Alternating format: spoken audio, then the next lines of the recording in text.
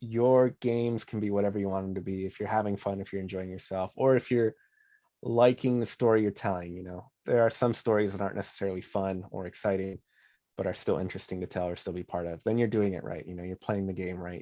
You're being part of this whole thing. Hello, everyone. Welcome back to another awesome episode of Professional Idiocy. I'm James. I use he, they pronouns, and I am super excited to be here. I am joined by the lovely Luis Loza. Hello, thanks for having me. I guess I should say hi. I'm Luis Loza. He, him. I'm a developer at Paisa. Awesome. So, Luis, what does a typical day to day look like for you? Oh boy, it depends. I think it'll be easier to explain what a developer does because there's just a lot to it.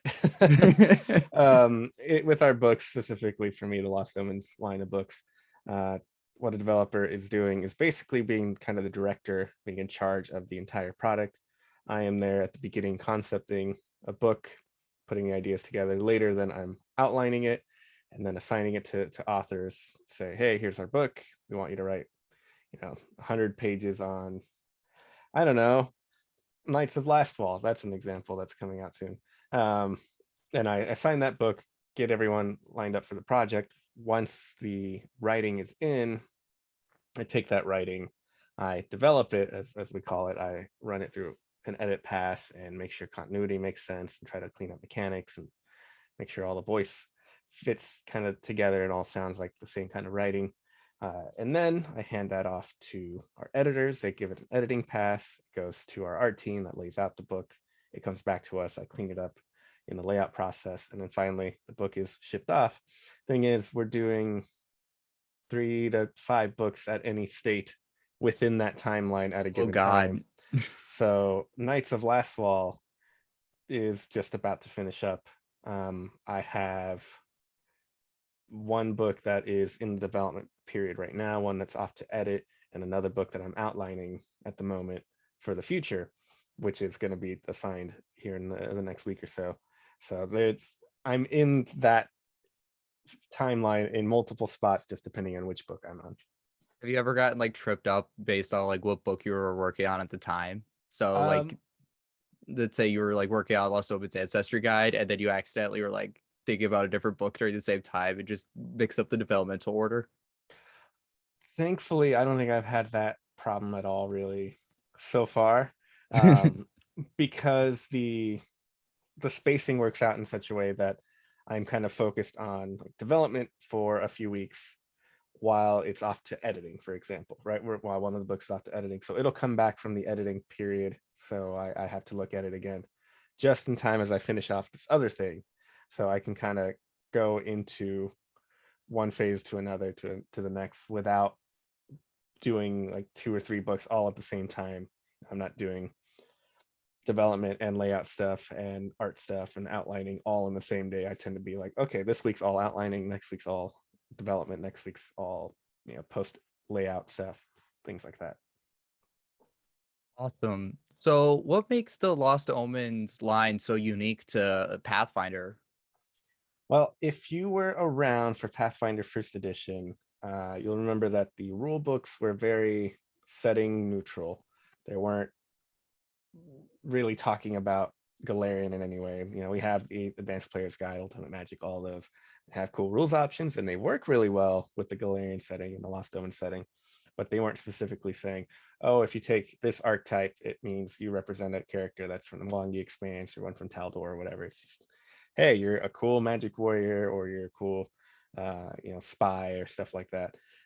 And then the more setting focused books, the campaign setting line was really just setting material, a lot of stuff that was great for GMs, but not a lot of rules options.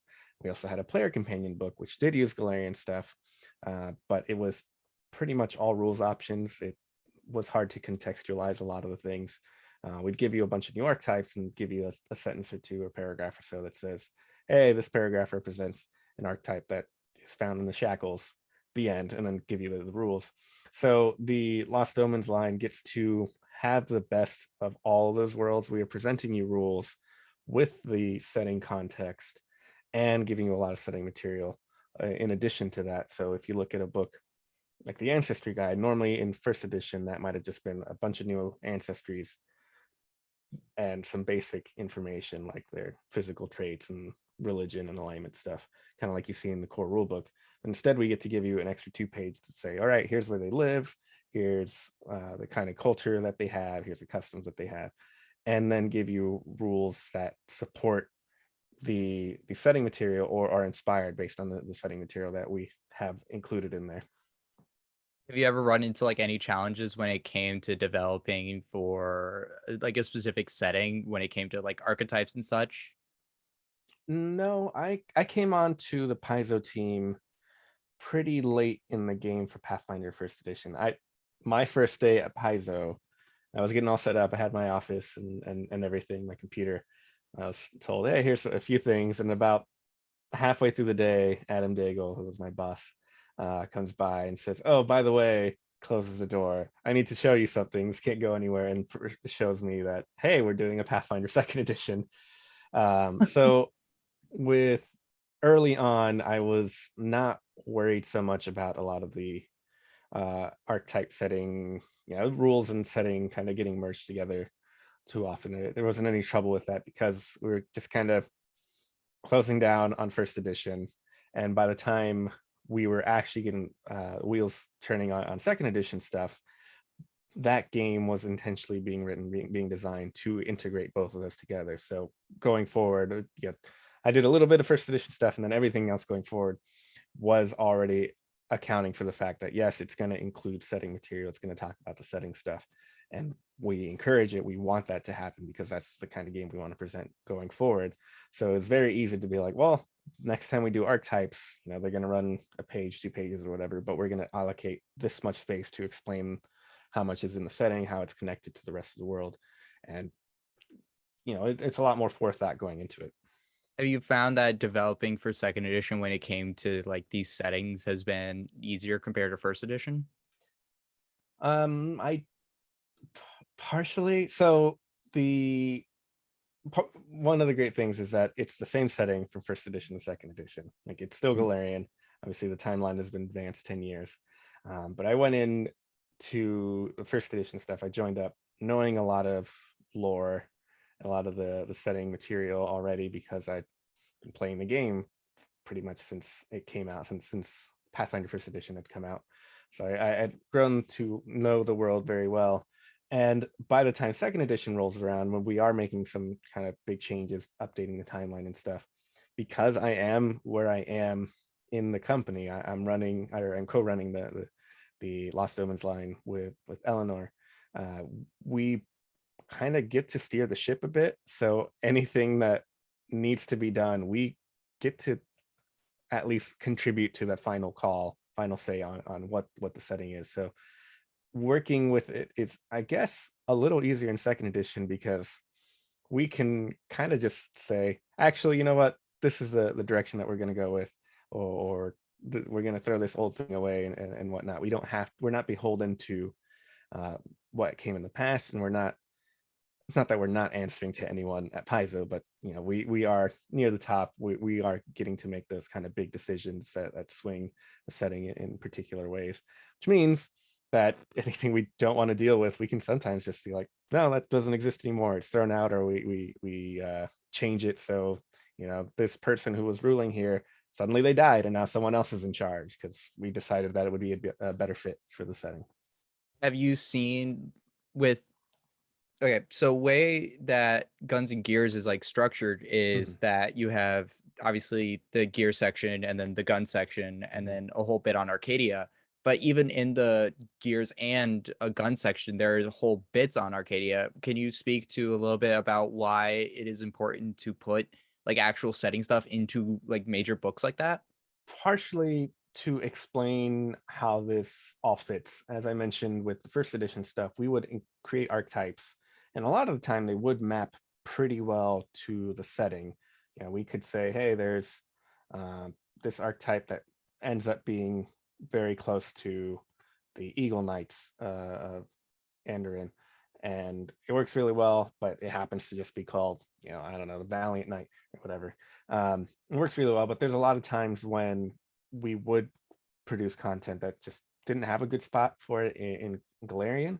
So doing this in advance, knowing that we have to explain where it fits, means that we will never have rules options that aren't meant to fit, that won't fit with Galarian. So, something like a Beast Gunner is pretty weird. It's an interesting take on guns, but Mike Sayer, who was the design lead for that book, came to me. I wrote the Beast Guns for that. He's like, hey, I'm intending to put these in Arcadia, partially because it is a little less concrete what's in there, so it's easier to slip something in there. But also it means that we don't have to worry about how this affects things in the inner sea region, because it'd be suddenly weird to like, oh, beast guns have been around for thousands of years. Why haven't we heard about them? No, well, we can say that they were on this other side of the world and still have them fit in Galarian. That's still part of the Lost Omens setting. It's just that we found a good spot for them. So I think keeping the setting material around just does a lot to make sure that everything is cohesive. Rules options make sense within the world. The world looks like it represents, or the rules options look like they represent the world that we're trying to present. And I think it's better for it in the end. Everything better is better overall because of making sure that they map and work well together. So what would you say would be your favorite area that you've worked on in Galarian? In Galarian, well, I mean, I'm going to say Arcadia because it is uncharted territory, but I'm also getting to carve a lot of the lore there. If we're strictly going by what's in the inner sea, all the Lost Omen stuff that you've seen up through now, I've been a big fan. I like Varisia a lot. It's been around since the beginning. I think Varisia is cool. I like Ustalav a lot. I like the gothic kind of horror stuff. Numeria is fun. I think I've had the most fun working on. I think the Golden Road region is probably the ones I've had most fun with. I like Assyrian a bit. All the Jiska stuff is pretty cool, and it's just interesting fantasy that isn't your typical, knights in shining armor and dragons and stuff. My very first adventure path that I ran for my group was Legacy of Fire, and I loved what I read through that. That thing was great. Katapesh was super interesting, and it was just not your typical fantasy. Not that there's any problem with that, but it felt like a breath of fresh air and was a really exciting thing to get into. Yeah, well, speaking of adventure paths, you actually have written one at the time of this recording, the first Ruby Phoenix one that we're currently Yes. actually playing through. How has your like working on the Lost Omens line affected how you came into the project and how you started writing for Tian? So I get the benefit of having to know Tian, having to know the setting a lot. So it's much easier for me when it comes to writing to decide, oh, I think I want to have this type of dungeon or an adventure in this kind of area, and already know where that could fit really well. I wrote some stuff for upcoming products that I guess I won't say which one it is, but I wrote some upcoming stuff that using the knowledge of the setting helped me figure out where I should place some of the material that I was writing. It was nice to like occasionally go back into the setting or read some of the setting material and be like, oh, this is the perfect spot for that kind of thing, rather than have to make something new up. And that makes it feel all the more connected to the world, and is kind of a treat for people who do know the setting. If you recognize, oh, that's that place that I read about 2, 3, 4 years ago, and they're finally going back to it and using the plot hook that they put there, it's kind of a fun thing, a little Easter egg. If you don't know about it, it's just like, oh, cool, it's a neat place. But if you do know about it, you get to feel like you're watching finally a chance to see the world come to life just a little bit more. Yeah, definitely, especially with places like from Goko is so like cool and Yeah. interesting to read on.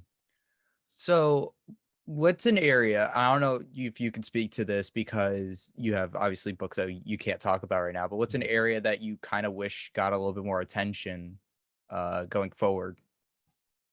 uh Golden Road, I think will be great, a place to give some attention in the future. I think if we're talking about anywhere in the world. I think I'd love to see more of Garund. We see, the top part of the Garund, which is Golden Road. We see the Shackles and the Wangi Expanse, and that is like the top third of that continent. If you ever look in the core rulebook, there's a little layout or a little spread that has all of the continents. It's very kind of hard to see because it's pretty small, but just like that top third is what you see in the inner sea region, and there's a whole 2/3 more of that continent that I think is really interesting. There's a lot of potential there. There's been a lot of hints about what could be there and or what does exist there. There's been countries name dropped and people name dropped, but we haven't had a chance to go there, and I think it'd be amazing to get a chance to go there.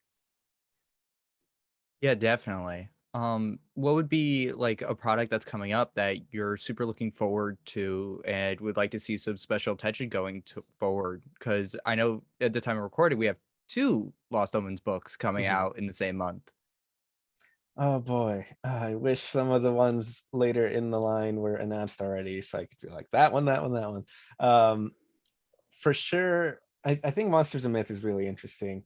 If you checked out Gods and Magic, and I guess in first edition, if you checked out Facing Galarian, and the Heroes of Galarian Player Companion, which are 2 I worked on, one thing that Eleanor and I have been trying to do is just take peeks at the rest of the world here and there when we can. Guns and Gears is obviously doing that because we look at Arcadia, we look at some of the Tian stuff and other places around the world.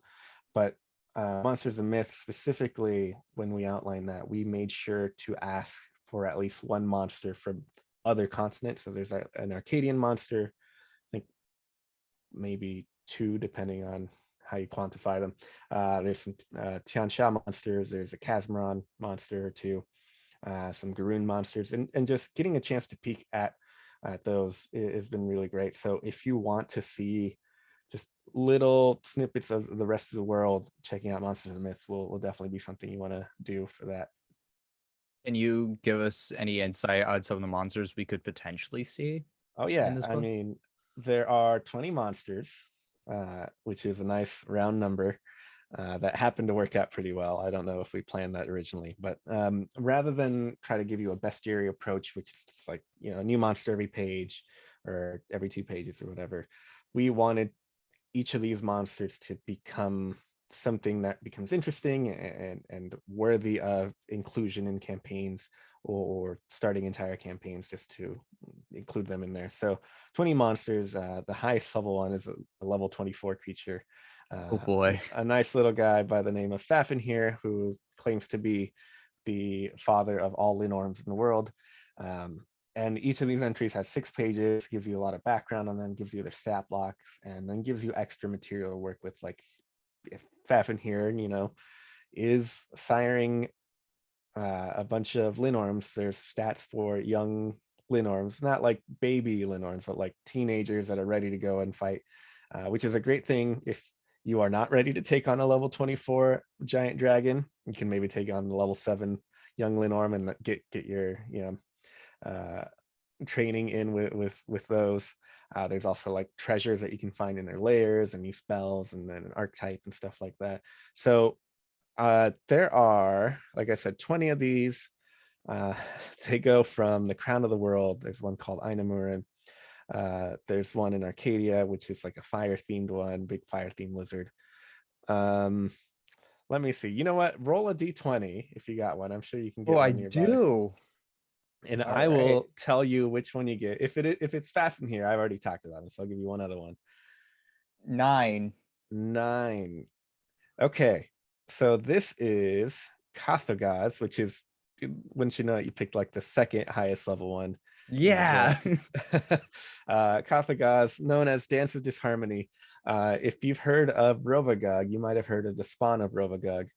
There are claims that he's created lots of almost 9 destructible creatures to go out and wreak havoc in the world. One of them is the Terrask, which is in the bestiary. Or no, it wasn't in the bestiary. It was in Lost Omens It's 6, right? Age of Ashes. Age of 6. Ashes 6. Yes, it was in the first edition bestiary, my mistake. But along with Zotani the Firebleeder, which is another one of the spawn of Rovagug. But there's 5 or 6 really big spawn of Rovagug, And if you look through the history of Pathfinder, all of them have been statted up except Kathagaz. So it's like, well, we got to do this one, so we make sure at least it's been statted up in one of the two editions. And Kathagaz is a spawn of Rovagug that showed up in Vudra thousands of years ago and was, a pretty bad thing for everyone, really.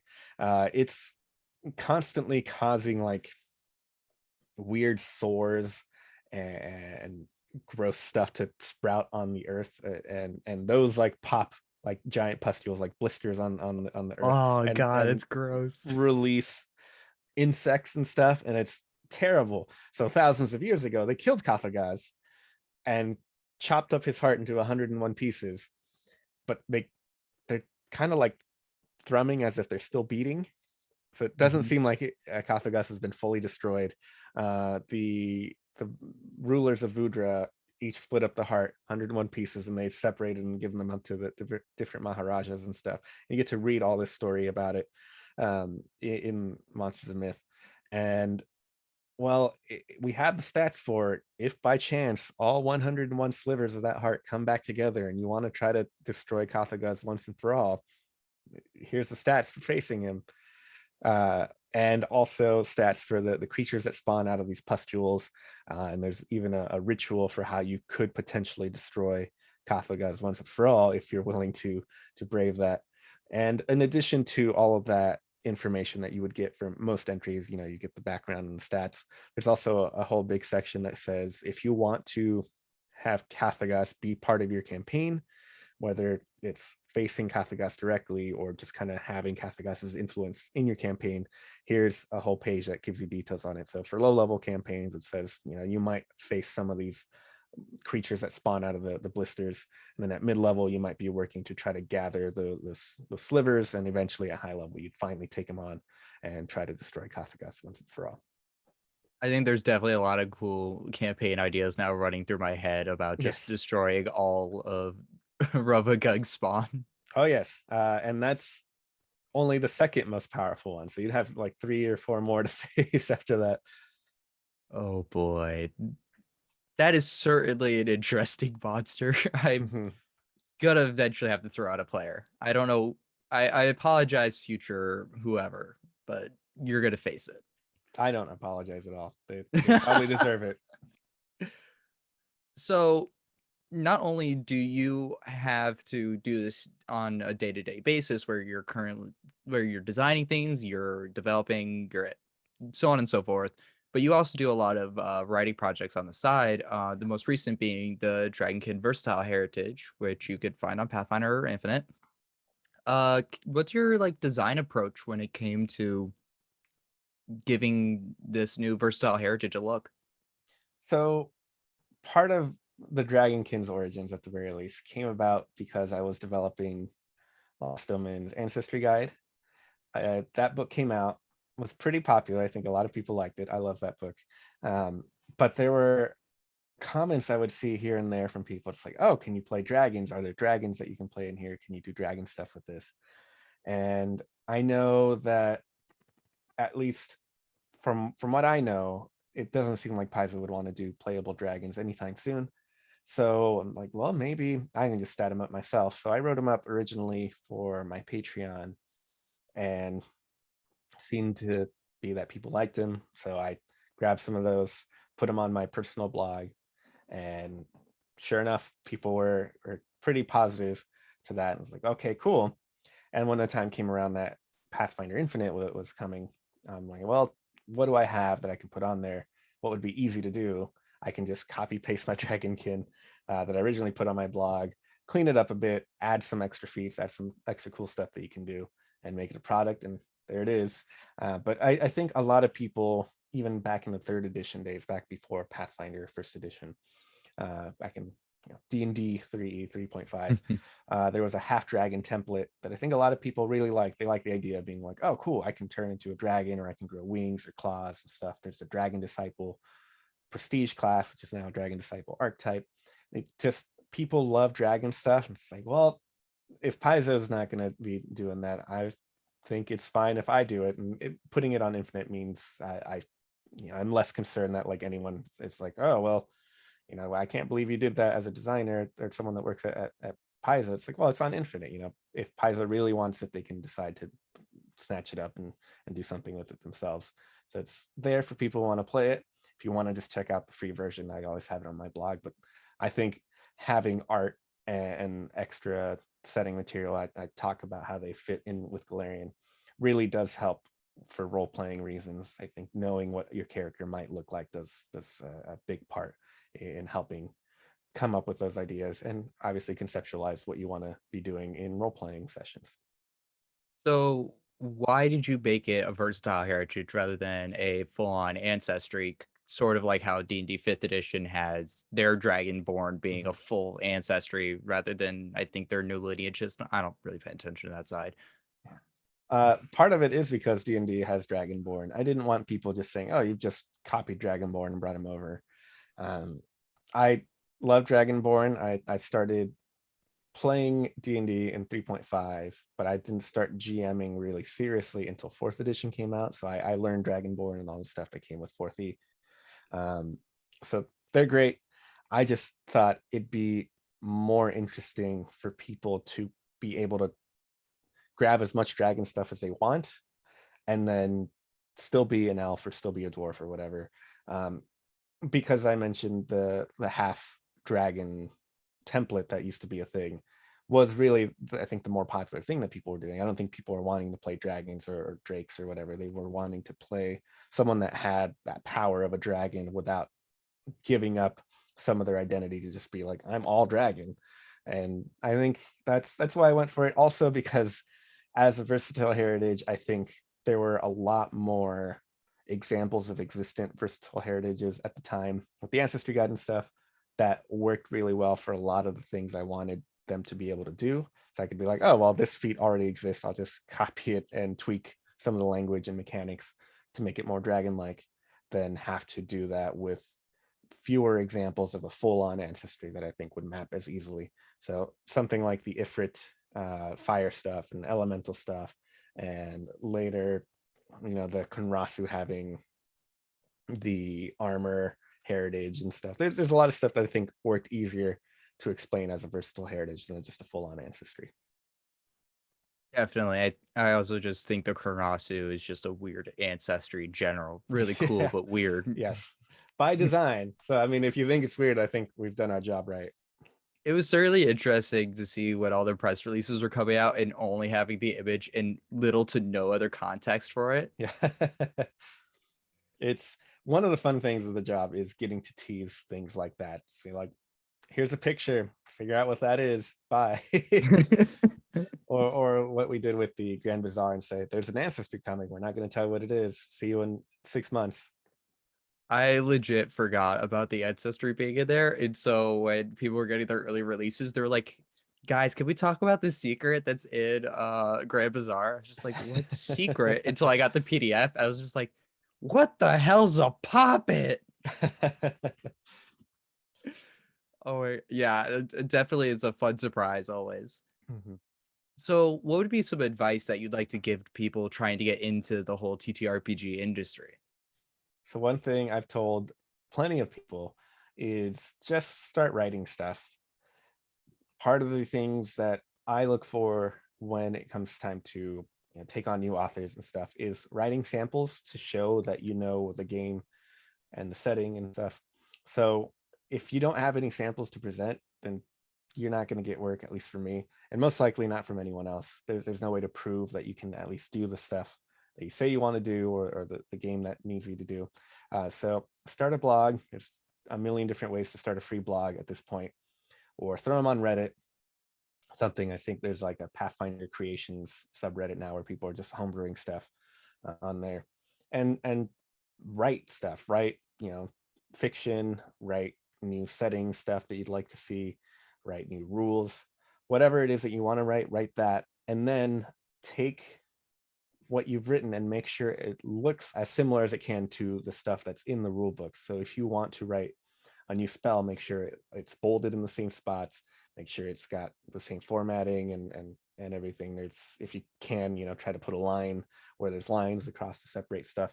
Make it look as much as it can as the stuff that's in the original books, because showing that you can do that shows that you're paying attention to where bolds are and the formatting and the styles, and it'll be one less work to build you up to understand that, and two, shows that you kind of know the game in and out beyond just like, oh well, I know what this feat does and I know what I get at 8th level or whatever. That's very important. And do that for whatever game you want. If you don't want to write for Pathfinder, if you want to go write for D&D, great, do that same stuff. Figure out how they format their spells, how they format their stat blocks, how they present their setting material. Try to copy it as much as possible, because one, you're going to learn stuff along the way. You're going to be like, oh, they keep bolding this. I didn't realize that they always italicize spells when they mention them in text until I started paying attention to that stuff. Like, random details like that will help out a lot and prove that you're someone that can follow a style guide, someone that can follow the directions that are necessary to make the game. So do that with whatever game you want, put them somewhere. And then when the time comes that you want to try to get some work, you can then say, hey, if you want to see some samples of what I've written, here's my blog. You might be able to download them and put them into a nice little product, nice little one-page PDF or something to show some samples and stuff.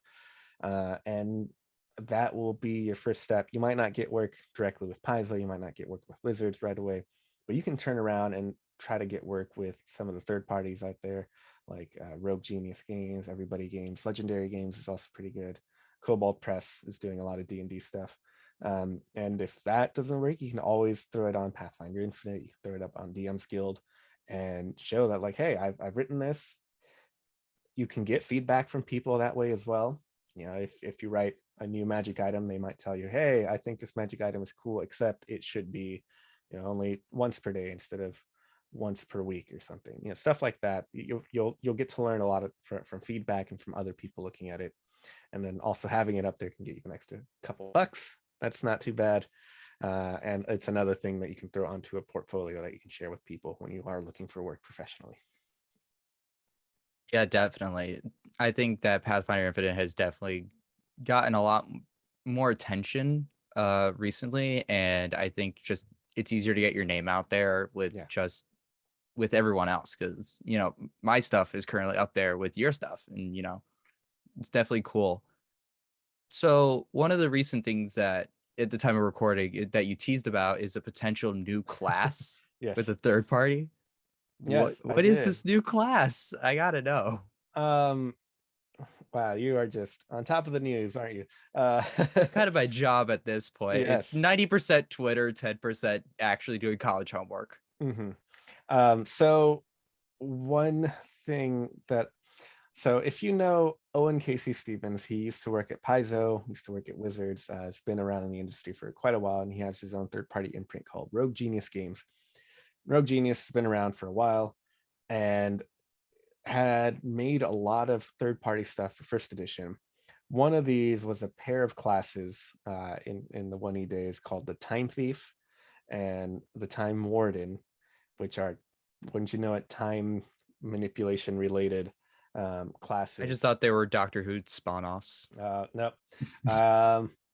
It would be like the Time Doctor, I guess, the Time Physician for that.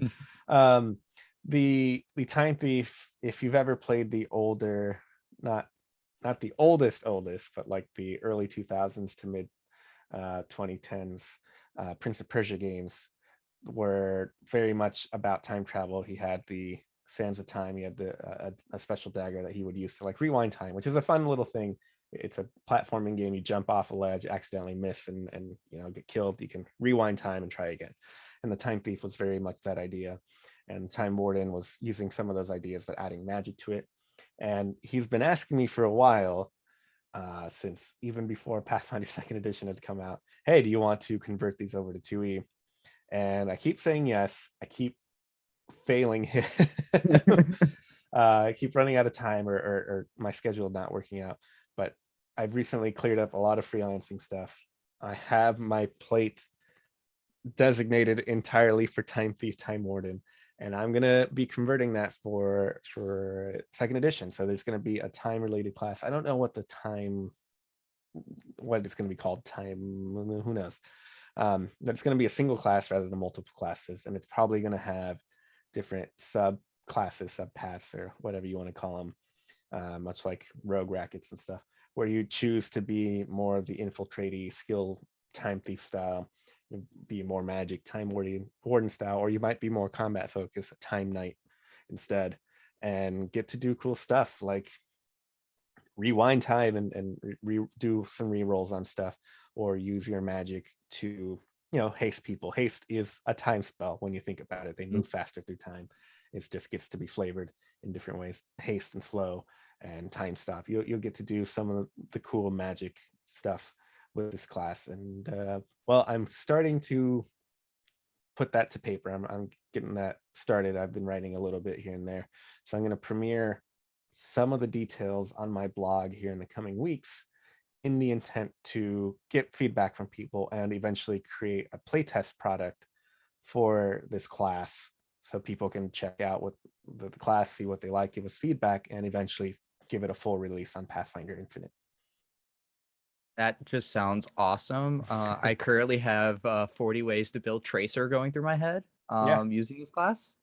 I'm super excited to see exactly where this goes, because I know Starfinder is also releasing precog in the next month or so. So it'd be definitely interesting to see more time-based stuff enter like the piezosphere, I guess is the way to call it. Sure. Yeah, and it's interesting because it's a difficult thing to work on. So of course, the first time I'm ever trying to make a brand new class all on my own, I've chosen the most difficult thing ever, time travel. So it'll be an interesting experiment going forward. If there's not a way to just throw yourself into the deep end, I don't know what that would look like at this point. I've been thinking of doing classes on my own for my Patreon for several months now, actually. But I've decided, no, I'm going to focus on this class first. Let get to Owen and make up for the 2 years I've been keeping him waiting on this, and then hopefully use the lessons I learned here, both to improve it, in a post playtest world, and then use that to use that same knowledge to make my own classes in the future. I'd love to. I have ideas for kind of parallels to the champion. The champion being divine focused, really tough character class that uses armor and shields and stuff. And I think you could probably do something like that for primal and for arcane and for occult, and probably have unique classes on each of them. Wouldn't arcane just be Magus at that point? No, Magus is about offense. I would want a defensive one. I want basically, so the champions thing is that they can get legendary armor, right? Eventually. So I think a class that is primal and then gets legendary armor and is really good at defense, but defends people in a different way than Paladin does, and the same with the arcane one and the occult one, makes it more difficult for people to get hurt or themselves to get hurt. Would be interesting ways to do that. Who knows? I mean, that's me proposing. I got 3 more classes ready to go after this, and we'll see if I can even get one more out there. But I think there's ways to express the mechanics of defending people and stopping attacks and preventing enemies from attacking or hurting people that aren't the way that the champion does it, and still have interesting classes that feel unique. Because I think it could be very possible that I start working on these and it's like, oh, this just feels like champion with a new reaction, right? But I think there's ways to make that different. Partially inspired with 4th edition D&D. If you ever played that, the fighter had like a specific mechanic for keeping enemies focused on them, compared to the paladin, compared to the warden. So there I think are ways to do that, and keep 4 unique flavors, 4 unique feels for the classes. Yeah, that's definitely gonna be interesting, with just seeing how different like traditions interact with each other. Because one of my favorite things about like Secrets of Magic was reading about how different casters approach different traditions. So like the cleric, I loved reading the cleric just absolutely shit talking the wizard entry. That was one of my favorite things. And then obviously my favorite just being the primal. I don't know whoever wrote the primal section for it, but it was just like, guys, we're all good here and we just love the earth. So where is the best place for people to find your work? Luckily, I've made it very easy to find all the links to everywhere else where I'm doing stuff. If you go to luisloza.com, that's my homepage. It has links to my Patreon. It has links to my Twitter if you want to follow that for goofiness or the occasional teases on stuff. It has my blog, which is where I release some of this content. So you can find the Rabbit Folk ancestry, you can find Dragonkin ancestry, and a bunch of other stuff I've written up on there for free. You know, you can just go get Dragonkin for free now if you really wanted to. And it also has links to some of the products that I have for sale if you want the nice fancy version with art and stuff. So luisloza.com is kind of your hub for all the things that I make and try to get you to look at and read and buy and stuff. If there was one final message that you'd like the viewers to end off on, what would that message be? Oh boy, this is the most open-ended question ever. I think I'm going to relate it to RPGs and stuff and just say your games can be whatever you want them to be. If you're having fun, if you're enjoying yourself, or if you're liking the story you're telling, you know, there are some stories that aren't necessarily fun or exciting, but are still interesting to tell or still be part of. Then you're doing it right. You know, you're playing the game right. You're being part of this whole thing in the correct ways. If you're enjoying yourself, no one else is getting hurt, and no one else is, and everyone else is in on it and willing to come along, then you're enjoying the game the correct way, the way that you want.